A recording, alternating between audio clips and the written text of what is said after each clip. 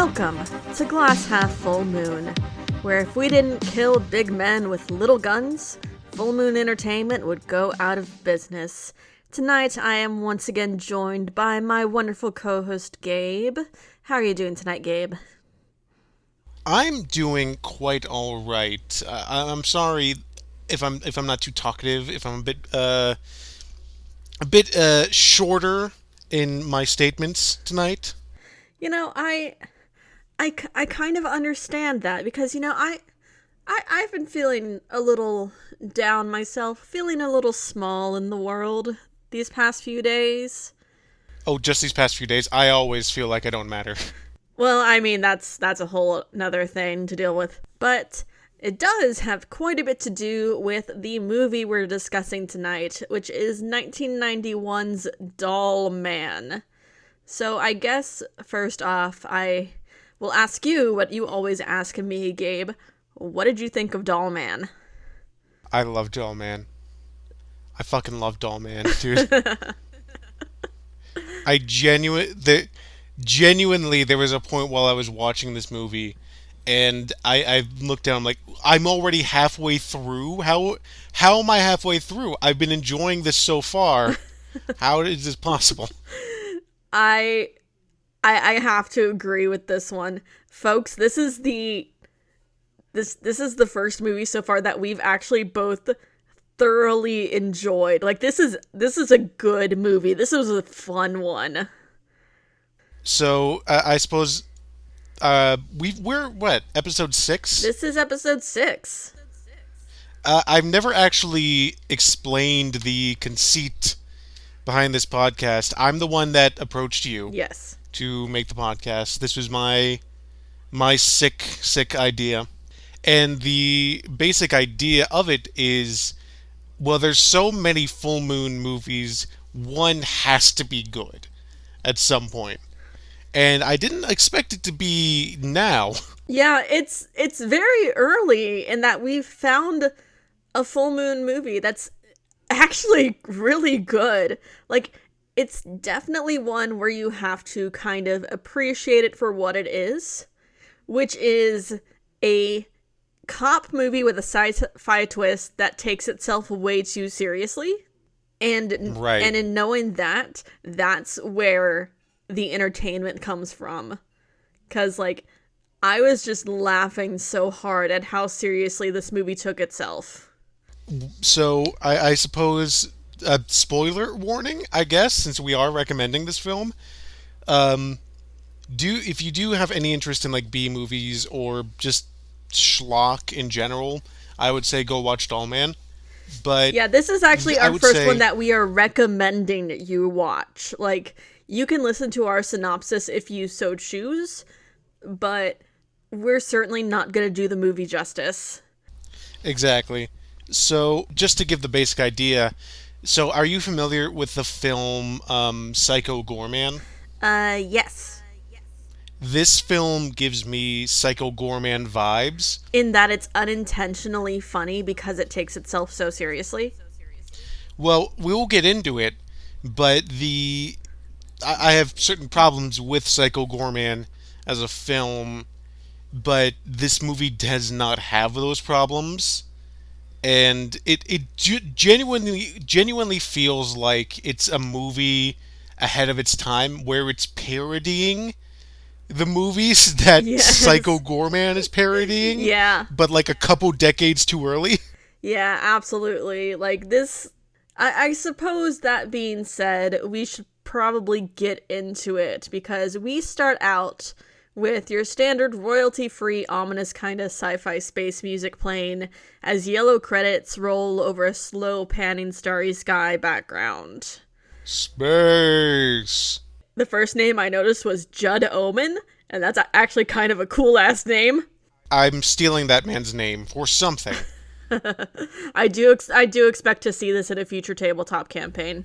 But I also saw Charles Band, and of course I expected Charles Band. He's, the head of the production company, but it specifically said story by Charles Band. And I got curious. I'm like, how involved is he going to be in these films? really. And I looked him up, and for the first time, I discovered that Charles Band has his own website that links to all of his sort of production companies. And one of the production companies listed for Charles Band is something called Erotic Movie House. What? Yes, Charles Band has his own production company for erotic films. That actually doesn't surprise me. It doesn't, though this does make up for a very sad fact where, spoiler, we have hit we our streak for tits has been broken, Yeah, this is, sadly. I honestly didn't even think of that. I was enjoying the movie too much until you brought it up. I was making sure, which, good, God bless. I'm glad this movie didn't, but our streak has ended. I'm okay with that. You know, I mean, this also wasn't a horror film. This was a sci-fi action film. And you're not going to see too many tits in a sci-fi action film. Agreed, agreed. So, speaking of sci-fi, we get just as sci-fi as we can as we pull into 10,000 light years away from Earth. There is a planet named Arturos. And I actually did the math.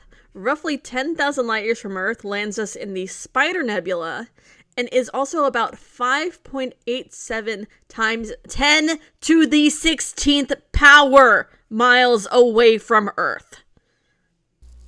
This is a little bit silly. They clearly just came up with a number that sounds big. Especially because people don't realize how far light years actually are. Light years are a few million kilometers. Like, one light year is about, I believe, 9.2 million kilometers. If memory serves me right from when I looked this up earlier. Yeah, they do just throw out a lot of science bullshit throughout this movie, Yeah, but like, which is fine. they actually covered their asses in one aspect, which I will give them nods for, which we will discuss a little bit later, as we zoom in onto the planet Arturos and find that Carrot Top really fell on hard times after he stopped doing stand-up. So, the planet Arturos is just Earth. It is just future Earth. Yeah. There is literally no difference. They straight up have cops and mayors And and laundromats. laundromats. It's indistinguishable from something like Blade Runner. Yeah, they even call themselves humans. Like, I Yeah. noticed that. They straight up call themselves humans. Agreed. And the thing is, I later on in the movie, he does go to actual Earth, and I assumed what it was it's an alternate dimension. However, that's thrown out the window when it says 10,000 light years away, which would imply that we're in the same dimension. Which, you know what? I'm honestly don't care because they clearly didn't think about it No. too much. No, they did cover their asses on a few things, but they didn't cover their ass on this one. But as I said, we zoom in onto a chase scene in progress between an armed assailant carrying some sort of briefcase or whatever, being chased by police, and taking refuge in a laundromat, and taking a bunch of hostages, which for some reason they really focus on the fact that all these hostages are overweight. Literally what the mayor says to the chief of police: elections next week, and I don't need dead fat ladies on video screens all over the city. As such as a true politician would say. Oh yeah, I think they reference the how large these women are like 5 times. Between them and the kids, like Yeah, that's basically just their qualifier. They're not hostages, they're just fat people. well, okay, so I will be honest. At the beginning of this movie, I didn't realize that the robber was going into a laundromat, and I just assumed he had ran into a random like corridor and just found a group of huddled up women and children. See, that's what I thought too, until we panned out and saw that the sign said laundromat. And as the police are trying to figure out what to do about this hostage situation, our hero shows up on the scene, climbing down a fire escape, and comes up to the chief of police and just like, I know you're suspended, but you got a plan. He's just like, I'm gonna do my fucking laundry. So the character, the titular Dollman, has the greatest cop name, which is Brick Bardot. Yes. And his line delivery is phenomenal because it is completely deadpan, straight-laced, like matter of fact. Well, I'm gonna wash my whites in warm water. Little detergent and cold water for my colors. That's so. In my notes, I have right above each other is first Brick Bardot, certified badass, and then below that is Brick Bardot, color separator. Yeah, like this is our introduction to our hero, and it's hilarious. And he legitimately walks into this laundromat and starts doing his fucking laundry. It's really funny because it is just the criminal. It has his hostages. So, okay, first of all, are you familiar with that comic panel of the guy who has taped like a bunch of babies to himself? Yes. And is like, you can't touch me, or without something very precious going splat. That's what this scene is like, but instead of babies, it's women and children. Yeah. That he's literally like roped around him. Yes, he is literally sandwiched between two large women. And it's very funny because he thinks that is going to protect him. And he's just, all this whole time, Brick Bardot is literally just starting up the washing machine. Like, he's measuring out his detergent haphazardly. And he's doing way too much, by the way. Yeah, and putting his coins into the machine. And this Rob is just like, hey, I'm talking to you. Like, hey, dude, what the fuck are you doing? And it's like genuinely like, dude, what the fuck is wrong with you? And of course, after he starts his laundry, Brick Bardot steps over, pulls out his gun, which I guess is some super like crazy fancy gun. I don't remember what the kid called it. So the kid calls it a Groger blaster, which is not what it is.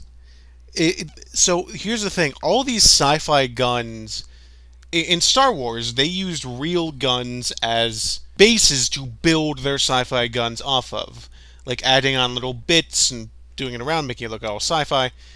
In Dollman, they literally just give him like a real world gun. It's like, that's a space gun. No, that's a Magnum. I know what that is. And also just the line delivery the kid has. He's just like, it's very infomercial. It's the Groger blaster. It's the most powerful gun in the world. And this is like one of the best parts, in my opinion, is the fact that after pulling out this gun and explaining to the criminal what would happen, he's like, it's going to shoot a hole through the fat lady in front of you, shoot a hole through you, and then go out through the fat lady behind you. And straight up, he doesn't have to fire a shot because these fat ladies just go straight into a panic and crush the criminal because they fell over. Brick Bardot, master negotiator.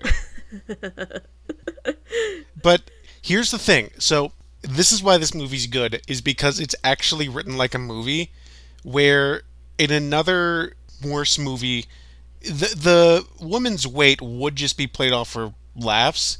Though in this film, it actually is a plot point where it comes back as like, oh wait, if they just all roll on top of him at the same time. Like, he legitimately diffuses the situation by using the situation to his advantage. It's a good scene. It is a good scene. And of course, the mayor's not happy about Bardot being on the scene at all, considering he was previously suspended from another incident. And he's telling the chief of police, I want him fired, get it off my force, and then take your sunglasses off already, it's nighttime. Was just so fucking funny. Just him being like, why are you wearing your sunglasses? It's nighttime. Yeah, it's like, this is straight up, Brick Bardot is a loose cannon cop who doesn't play by the rules. It's straight up this, and I love it. And of course, we move on to Bardot in his little apartment by himself, finding that the media has spun this so that he's one of those, of course, loose cannon cops who doesn't play by the rules, who actually shot up the place in his attempted diffusion of the situation. To the point where there are 3.6 dead, and You noticed that too. and 1.4 of them are children. And that is, again, it's a lot of random bullshit that they say. They also refer to it, they say, at 11:68 at night. It's like, what? I did notice that, but I noticed the 3.6 dead. Both of them are very funny, and it's just one of those things where they say it completely. There's no punchline, they're just saying it. Yeah. That's just the truth of their universe, and it comes off even funnier. Yeah, and of course, Bardot gets accosted in his own apartment by someone who's like, boss wants to talk to you, Bardot. He gets electrocuted or whatever while the television is going on about these sort of energy bands or something or another that does become a plot point, but you're not paying attention to it. And they mention, Right. like, oh, ships have been disappearing because of these energy bands and whatnot. And all the while, our hero is getting Bardot napped. I can't say kidnapped anymore. He's not a kid. Well, the assailant starts by shooting up his room, and then is like, "Hey, Bardo, someone wants to look at you," and then pulls out the weird laser Men in Black device that just instantly knocks him out. I know. Like, why didn't you lead with that? He could have at any time turned around and shot you. Yeah. And then we find him just sitting in the middle of a junkyard in the brightest day. And we get the best shit that made me audibly gasp when I saw it, which is Cyber Head Drone. Severed head on a drone. Cyber Head Drone it genuinely made me go, oh. Yeah. When I first saw it. Yeah, it's great. Close-up shot or shot from behind when he's talking, and when he's just flying using a crazy wide-eyed life cast on an RC copter. It is a literal, like, plaster head on a little plastic, like, hovercraft that's literally just dangling on a string. Like a very early drone. It's just good enough for you to think that they would genuinely try to pass that off as his real head, but it's just bad enough for you to think that they knew what they were doing. Yeah, definitely. Like, they knew what was going on, especially because of the way they shot things. If they were trying to pass it off as meh, good enough, they wouldn't have been so deliberate with their shots. And when Sprug, as we find that this severed head's name is, whenever he's talking. But also, I love how wide-eyed the head is when he's just in flying mode. It's really funny. He's just like, ugh. He is completely out of it, but they have taken his gun from him, and they have a discussion where the floating head is one of Brick Bardot's arch enemies named Sprug, who is like, yes, Brick Bardot, they put me back together, and Brick Bardot's like, yeah. And I took you apart, piece by piece. First on Alderaan Prime, where I shot off your arm. Then on that space station. What, did I take 2, 3 legs, maybe? And it's the delivery where... And this is why I love this movie, which is not a single thing that they say is a joke. It takes itself so seriously. They say some really ridiculous bullshit, but never at any point is there like a wink at the camera or a pause for laughter. It is just straight up the most ridiculous shit you've ever seen that they are playing completely straight. And the whole time, Sprug's henchman is just like, I'm gonna enjoy using your gun to blow you apart. How's it feel to be on the other end? And for some reason, Bardot has this magnetic field in his hand. He just puts his hand out and boom, the gun just flies right back into his hand. He's like, I don't know, you tell me.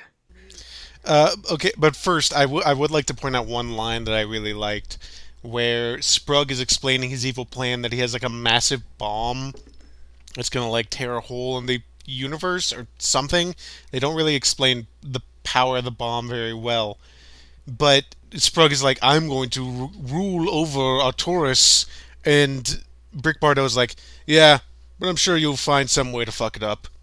But then when Brick Bardot gets his gun, he points it at the two henchmen, and they just fucking explode.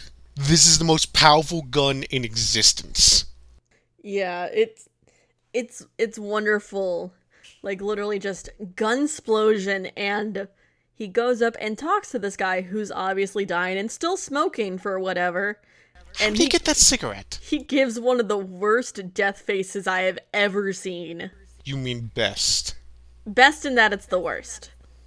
It's amazing. And first of all, how did he survive? He literally exploded. Whatever, I don't care. He done exploded at the waist. So I'm just like, his lungs are partially obliterated. How is he still smoking? Well, now he has nothing to lose. Yeah, that's true. But Sprug escapes. He escapes to his very blatant flying saucer. Yes. Very, very blatant stock footage flying saucer. And Brick Bardot gets into what I would assume was one of the henchmen's vehicles to chase after him. And they're flying out of the atmosphere. And Sprug is like, you can't go. Your ship won't be able to take the magnetic fields. And, It won't be able to handle these energy bands. well, and it doesn't. And they're both going through that, and we get a lot of them shaking in like sets, and going, ah, as they get teleported through the energy bands, and they land on Earth, where the ship's computer informs us that the life forms on Earth are equivalent to 6 times the size of the life on Arturus. And that is how we get our Dollman. Yeah, I do like how they basically explained that energy bands were going to be the excuse they give for how they managed to travel so far in such a short amount of time. But if you weren't paying attention to the newscast behind Bardot when he was being accosted, then you wouldn't have noticed at all. But like they still covered their ass in that aspect. Oh yeah. It's like almost like a movie where there is setup and payoff. It's almost like this was a movie. It's kind of like a movie. Although I kind of wish they didn't have the ship's computer explain the whole size ratio difference. Because it would have been way better if they had just let it be a sudden realization. Yeah, that would have been better, but this is like the most nitty of picks. You also can't really tell until Bardot makes himself known. Because, well, the actor is very clearly just walking around on normal size sets. Oh yes, 100%. But we then get a lot of glamour shots of crime, drugs, the city, violence. There's quite a bit of that in this movie, and I think it was used just to pad the runtime. Oh yeah, they had barely any runtime. Yeah, this was the Like this movie could have been done in like an hour. Yeah, without those glamour shots of the Bronx, this movie definitely would have only hit an hour of runtime. They needed those to barely hit feature film length. But it was also very funny to me, like the music that they chose, and then all the shots they picked for this sort of expository shot was very funny to me. Oh, agreed. But we next meet one of our other main characters named Debbie, who sees a drug dealer in her neighborhood and just starts beating ass. It's the best introduction I've ever seen.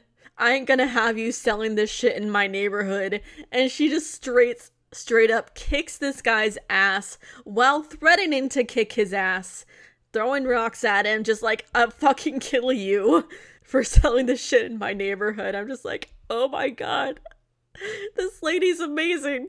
Like, God bless. She's doing God's work. Oh yes, no, 100%. Like, she's amazing. But... And it was at this point where I was watching these shots, and like the composition of the shots, and I'm like, oh fuck, this is shot like a movie actually. This isn't just a static scene of two people walking on a flat plane. It's shot like a movie. Oh my god. There's actually production value in this. I won't go that far. There's someone competent behind the camera. That's true. We can thank Albert Pune for this. As I wrote in my notes, Pune, Pune, Pune, Pune, Pune. The sound of the gun. But later on, we get Debbie is leading the neighborhood watch. The neighborhood watch, right? Where one of the cops comes in and is like, all right, I'm here to help you out. I should be giving all of you my applause for all the work you've been doing. And Debbie's like, all right, cool. You got your shit for television or whatever. Now help us. And they're like, well, I mean, there's a lot of people we gotta help. We can't just look at... It's clearly setting up, oh, fuck the cops. Yeah. It definitely is setting up for the whole poverty versus the people in power, keeping them in poverty, the whole class warfare, the whole cops serve the government, not the people. That kind of stuff. Almost like a movie. Almost like a movie. But we cut to another scene where Debbie is leaving the neighborhood watch. She's going home. And she is accosted by 90s punks. Which is to say, they are what a white person would think a gang member is, which is spray painting all of their shit like they're from a fucking post-apocalyptic movie. And they capture Debbie, where the 90s punks are going to go and kill her for fucking up their drug deals. Yeah, like they get to the straight up point where they're like trying to pour gasoline on her or kerosene or whatever.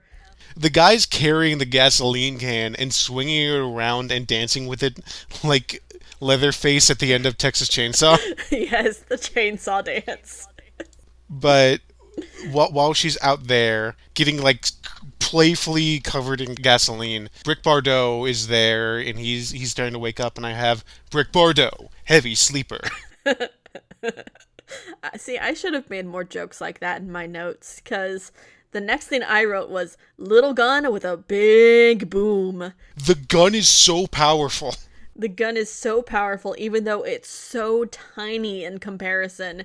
It still blows a decent-sized hole in this thug's torso. Yeah, so we should say that Dollman is relative to humanity 12 inches high. Yeah, about 12, 13 inches tall. And he has an appropriately sized gun for that size that can kill a man in one shot. But he shoots the gang members. Some of them scatter, some of them are dead.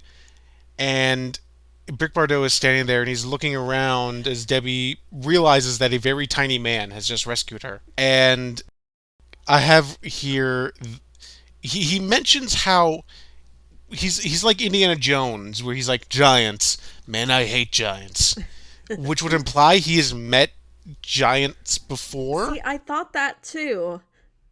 I thought that as well, but it's also hilarious because he starts walking away. Debbie's following him, and he just doesn't notice until he gets into his ship and he sees her staring into the cockpit. He's like, ugh! What do you want? Go away, lady. Go away, I got a job to do. He's so casual about this. Yes, and she's just like, they're gonna come back. We need to go. And he's like, I'm not going anywhere. I'm staying with my ship. She straight up picks up his ship and starts carrying him away. It's genuinely a really good punchline where he says, yeah, no, I'm not going anywhere. And it just hard cuts to her picking up the ship and carrying him with her.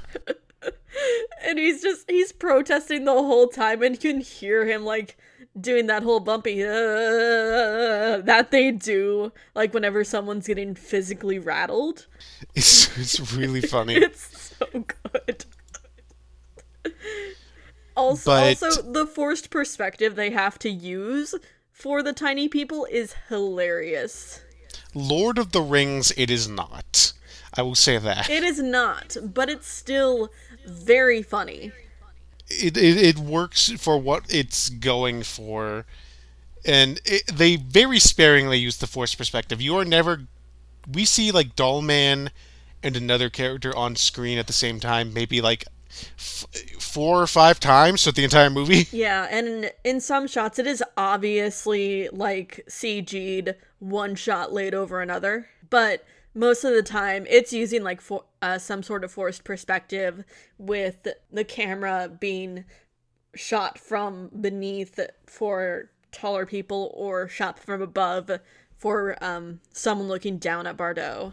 So after Debbie takes Brick Bardot with her to her home, we get another scene where we are introduced to Freddy Krueger as he discovers Sprug, who is crash landed. Yes, the leader of this gang, I guess, when I'm just like, he does not give off that sort of leader quality. Yeah, this was the 90s where people assumed that gangs were just a bunch of local ruffians, not really, crime syndicates. Yeah, I mean, that is certainly not the case here. But Sprug's just like, I've got a bomb here. I'll let you use it, but you gotta do something for me. And Braxton's just like, okay. Cool, I love bombs. So we meet back up with Debbie and Brick in her apartment, where we find she has a son named Kevin. And Kevin is an asshole who literally just opens the door and lets everyone in to see the doll man. Well, not Like, not hey, even look. not even before that. Kevin assumes that Bardot and his spaceship are toys from his favorite TV show and starts Right. shaking around the spaceship, even with Debbie saying for him to stop. But also, before that bit, we get a funny scene of a cockroach coming up on Bardot and him straight up shooting it. And Debbie demanding the tiny gun from the tiny man because she won't have guns in her house even if they're tiny. It's really funny. Where it's like, give me the gun. Give me the gun. It's like, no, I'm not giving you my gun. And at that point, Kevin brings all his friends and neighbors to gawk at the tiny man. And the excuse he literally gives in, what's the fun in having an alien if you can't show it off? You know what? I can't argue with you, Kevin. I also can't argue with you, but I feel for Debbie. Because I'm just like, I also would not want to have that many people in a tiny apartment. Again, it is one of those things where it is done incredibly like straight, where she's like, "Oh my god, get out of my house! Get out of my house!" Yes, hello, now get out. Just being super blunt, like, what are you doing in my house? It's almost like this was a movie. Almost like it was a movie. After Brick and Kevin, they all learn to get along a bit. We cut to the gang hideout, which is the classic all-white inner-city gangs of the 90s, which is a delightful trope that I've noticed. Well, no, I saw a lot of Hispanic in that gang, but of course all the people in charge were white. Yes. We find the people that were shot by Brick earlier, and one of them is bleeding out on Braxton's pool table. And that's what he's most upset about. It's a real good payoff where he's like, "Oh my god, what happened? What did you do? You're bleeding on my pool table." You know how much of a pain it's gonna be to get that blood out of the felt? I'm just like, I feel you there, Braxton. And then he also finds out that they were fucking around with Debbie, and he's like, I told you not to fuck around with Debbie. And we learn why later.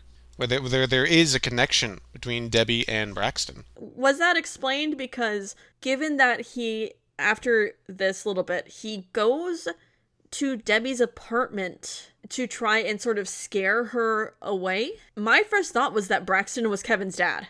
I don't know. Well, so she does bring up her boyfriend, I suppose, later, where he was a gang member. And what I assumed was he died and she's the wife of one of the gang members. So like, okay, I guess we'll leave her alone, but also don't fuck with us too much, though. Okay, I must have missed that bit. My first instinct was Braxton was Kevin's dad, which is why he would know about Kevin and would know where Debbie lives, and would also be why he's so adamant on his gang not fucking around with her. But if she was like the widow of someone who was formerly in his gang, I that makes him a bit more sense. We also get the trope of the bad guy kills his own men for no real reason, where the guy that's bleeding out, Braxton just shoots him in the head despite him very clearly still being alive. The actor does not know how to hold his breath. And afterwards, they do go to find Debbie because he knows that they're the ones that was fucking around with the drug deal and stuff. Where Debbie opens the door and just violence breaks out. Like there is so much just gunfire and the Dollman is like blowing motherfuckers away and there's so much fucking blood. It's insane. It was also very easy to clean up, I noticed in the aftermath. Uh, give Debbie a bit of a break. She deserves a bit of a break, so I'll let it slide. True. True, true, true. But it is insanely violent where we also get a scene afterwards where she's cleaning up the blood and she's talking with Brick and they're talking about how like, oh, on your world violence must still be pretty common, huh? And they're talking about just violence in general and sort of gang activity and stuff. And we get an actually kind of, or at least for me, emotionally resonant scene where the kid is like waking up and is like having like a nightmare and he's calling out for his mom, where he's having like a trauma induced nightmare, Yeah. which is genuinely like, oh my god, is this, am I feeling emotions? Genuinely a effective scene of this kid who just saw like a dozen men get shot in his apartment is having a fucking meltdown because that's what a cow kid would react. Yeah, absolutely. Like it's very I wouldn't say accurate, but it makes sense and it's poignant. And we get another poignant scene later on, but first we get to have more Sprug. I love Sprug, where Braxton comes stumbling in. He was shot by Brick Bardo, and Sprug's like, "Oh well, look, your atoms are being disintegrated. Well, I might be able to fix you.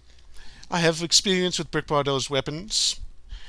I could probably fix you if there's no internal bleeding, and you might live, but only if you help me." And he's very deliciously evil. Yes. There is not enough Sprug. There's not enough Sprug, as when Sprug like shoots a weird beam that heals Braxton, he's like, "All right, now repair my ship, and you can have the bomb." And also like I'm taking control here and Brax's like fuck you, nobody tells me what to do.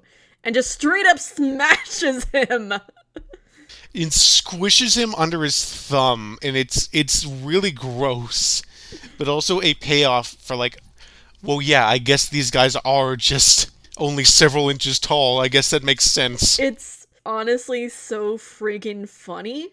And that's how Sprug goes. And like no, he wasn't Right. blown up by his own bomb. He was just smashed. He was just squished. He was just squished like a bug. But also, the Sprug says that the bomb he has is powerful enough to destroy everything within 3 parsecs. Now that I didn't do any math for. I am confident that that is an absurdly powerful bomb to not just have on hand, but also to have connected to just a single button. Okay, so apparently 3 parsecs is 5.752 times 10 to the 13th power miles. This bomb is absurdly powerful to have connected to a single button. Yeah. Like there you'd feel like there need to be some kind of fail safe with that. Just A key. The key to turn, right? Yes. But no, it's just a button. It's just a boop. That's all it is, just a boop. Just one little boop and then boom. Just a boop, then a boom. But we next get a scene with Brick Bardot, Family Man, where he is talking about his dead family.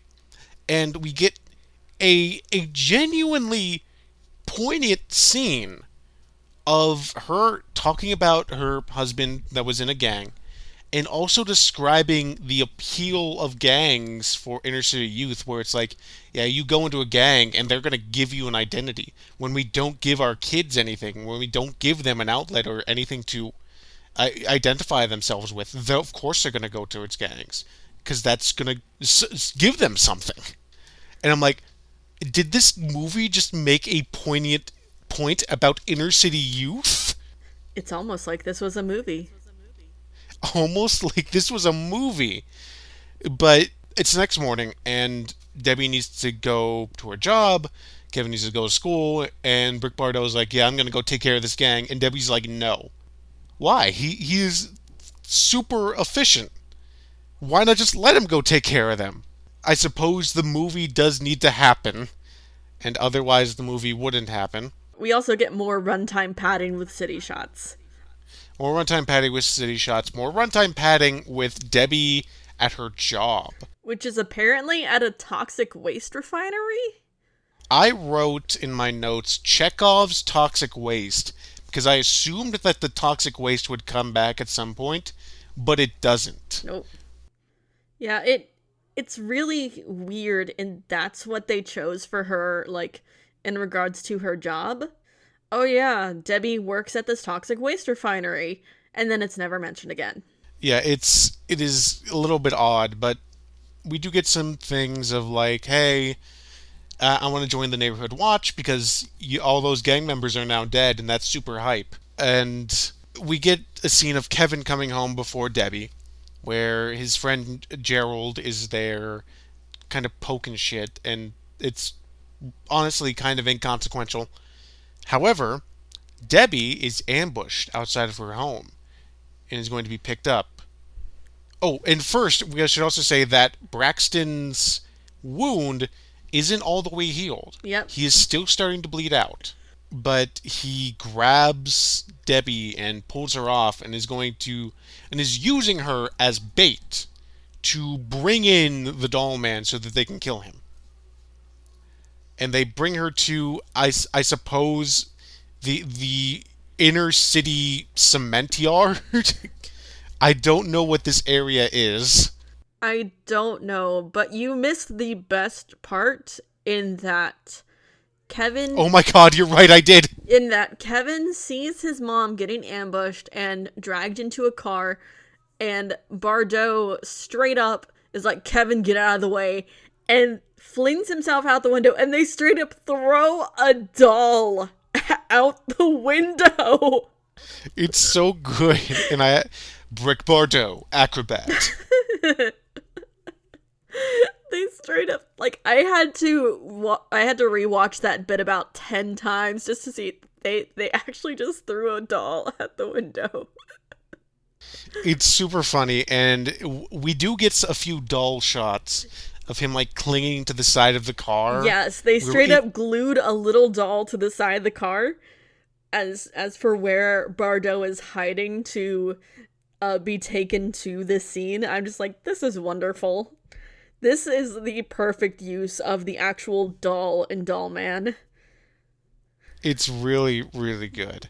After that, he jumps off, and they actually did try for this scene where they built large-scale replicas of some of the areas that they were filming in. However, they did a very half-assed job. Yeah, I noticed, like, if he's 13 inches tall, a glass bottle would be about as tall as him, but no, it's about half his size. Right, so it's a 6-inch bottle of Coke, which is really weird. It's a little baby bottle. But they're trying. They got little baby cans, but not little baby bottles. Yo, baby man. Little baby glass bottles. Baby bottles. It's also so funny. It's also so funny that this whole gang is out on patrol with, like, with like heavy duty artillery for a little 13-inch tall cop. It's it's really funny when you think of it in context of, because again, throughout this whole movie they're playing it completely straight. Yes. Brick Bardot, tiny cop. But Brick Bardot goes into a little cement pipe to get closer to Debbie, where he encounters a mouse, which is obviously a giant threat to him, and he pulls the gun. He's like, "Up, don't try anything." The mouse scurries off. It's also very funny because he gets so dirty in that scene, and then he comes back like a few minutes later. He's completely clean. Don't worry about it. Continuity errors. It's fine. It's fine. It's fine. And while this is all going on, Braxton and Debbie are talking, and she's just like, Braxton, you're hurt. And he's like, the fuck you care? She's just like, yeah, you're right. Fuck you.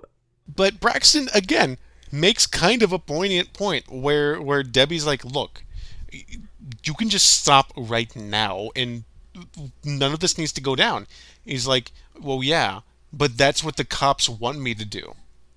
I'm not going to give them that. If I'm going to die anyways, I'm not going to die doing what they want. I kind of agree with you. Yep. It's weirdly on the nose. It's almost like it was a movie. It's almost like someone cared while writing this. And I do want to point out, this movie was not written by Charles Band. Only the story was made by Charles Band, which means he is only responsible for Tiny Man, Big City. So I give no credit to Charles Band. No, but I do give credit to Charles Band in that literally moments later, I think they said fuck or some form of it about 20 times in 2 minutes. It's so funny. I tried to count it. I legitimately tried to count it, and they were going so fast that I lost count. It's literally like, this fucking little fuck ain't coming anywhere, any fucking near where the fuck we are. I better fucking hope that this fuck doesn't fucking show up. We better get the fuck out of here because this place is fucking hot or something like that. And it's so absurd. Yeah, it's so great. I rewatched that about 3 times trying to count how many times they said the word fuck, and I couldn't do it. They went too fast. That's why it's approximately about 20 times in about 2 minutes. It's so funny. Actually, less than 2 minutes. It's probably more like a minute and a half. Oh, yeah. But Brick Bardot comes up to this guy who's on patrol. Brick Bardot's fucking strong, because this guy knocks him out with like a pipe, and he's this tiny little 12-inch man who just smacks him over the head with a stick and completely knocks him out. If he was a 2-inch man, this would be a very different movie. I might like it more. At that point, it's just Honey, I Shrunk the Kids, except instead of Rick Moranis, it's Arnold Schwarzenegger. So Brick Bardot is standing, he's got the high ground, and just starts fucking unloading on these fucking gang members. And I have here, Brick Bardot, bullet sponge. Because not a single one of these gang members can fucking hit him. And which is very funny considering you realize a shot from an earth gun would just straight up explode Bardot. Like, he's so tiny, he would be obliterated. But also, how many rounds does his space blaster hold? It's irrelevant. That is true. Like, this is the part where I started questioning everything. It was like, wait, how are they not hitting him? I guess he is a very small target, though. But how many rounds does his blaster hold? Also, why is he suddenly clean? He was calling through a very nasty pipe. Hey, Casey? Yes? Here's the secret. It doesn't matter. I know it doesn't, but my brain suddenly went into question mode. But we also get one of my favorite lines from Brick Bardot, which is the guy he knocked out, his radio comes on, he's like, "Yo, Squid! What's going on up there?" And Brick Bardot responds, "Just some urban fucking renewal," as he's blowing away these gang members. And I don't know if that was in poor taste or just an amazing line, but I liked it. It was very good. Not to mention he steps on the transmitter button for the walkie-talkie that his knocked out friend was holding. And he straight up responds with like, "Yeah, homie." I really, really enjoyed it. This is such a good movie. And After the gang members have all been gunned down by Rick Bardo, Braxton and Debbie. Well, Debbie gets away. Braxton's chasing her. I will give Jackie Earle Haley this. He goes in hard during this scene. Yeah, I kept you alive and you disrespect me. I was like, oh man. He goes in super hard when it comes to acting in this scene. I'm like, good job, Jackie Earle Haley. Yes. Like, God bless. So Jackie Earle Haley is about to shoot Debbie, and Rick Bardo is standing in a mirror, or is like his reflections in a mirror behind Braxton, that I would assume is making him like normal human sized, like the reflection.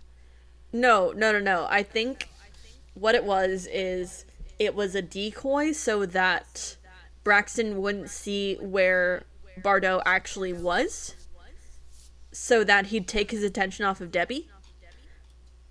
But it was Right. also great because Bardo straight up calls Braxton a fucking puke, and that kind of insult is perfect for this movie.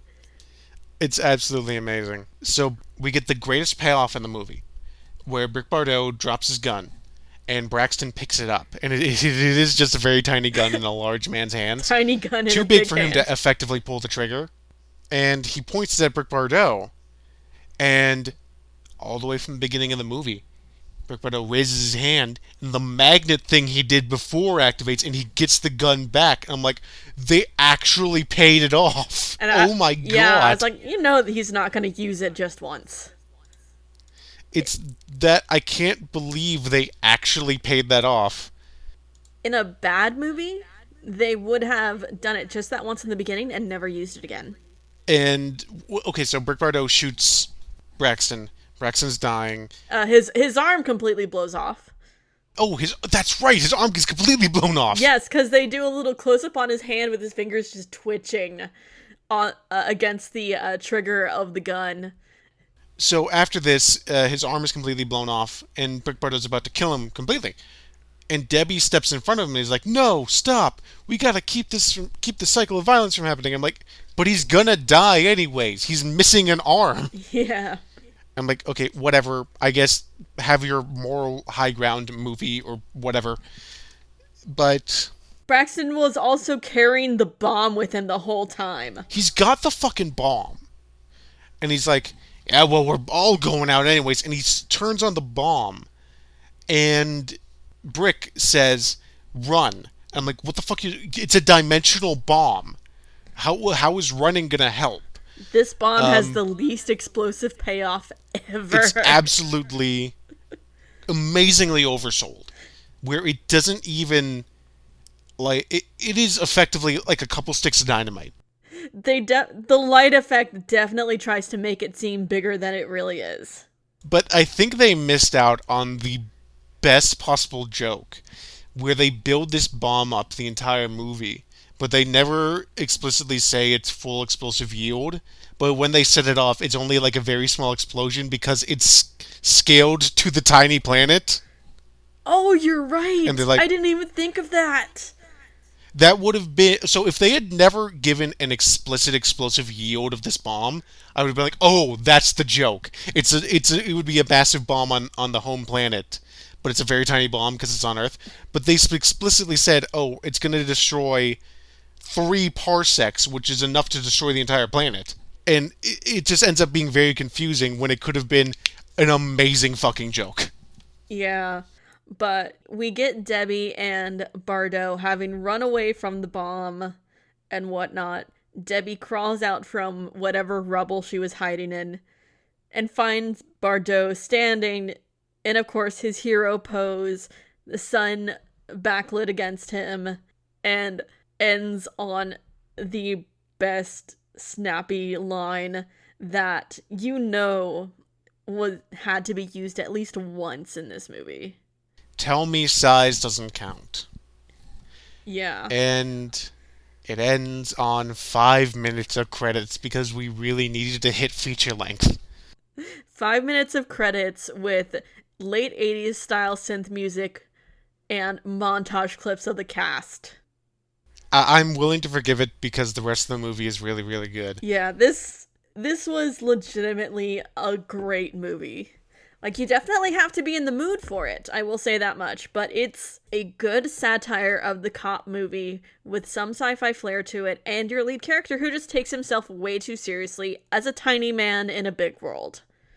Oh yeah, it definitely feels ahead of its time, and I'm going to bring up Psycho Gorman again, where it is a film parodying this type of B movie schlock. Yes. But Psycho Gorman is always doing its jokes with with its tongue in its cheek and with a wink at the camera.